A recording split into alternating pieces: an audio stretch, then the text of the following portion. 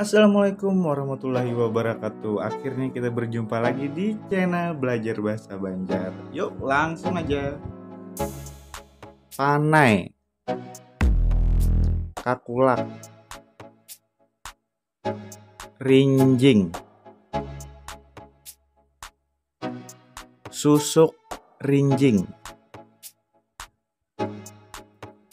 lading, tatudung, wancuh, titisan atau pancis, bawang habang, bawang putih,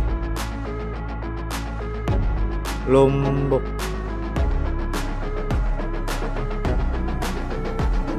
uyah,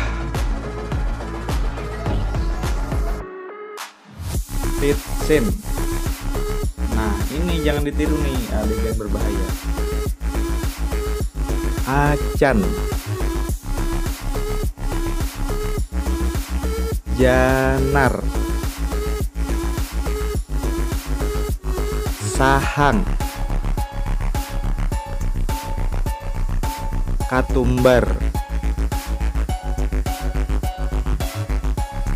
tipakan, sarai, kaminting, nyiur. Nah, sampai di sini apakah masih ada yang bingung?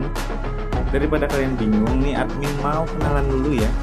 Nah, buat kalian yang baru bergabung, jangan lupa dukungannya dengan cara klik tombol subscribe dan nyalakan loncengnya. Salam bading sanakan.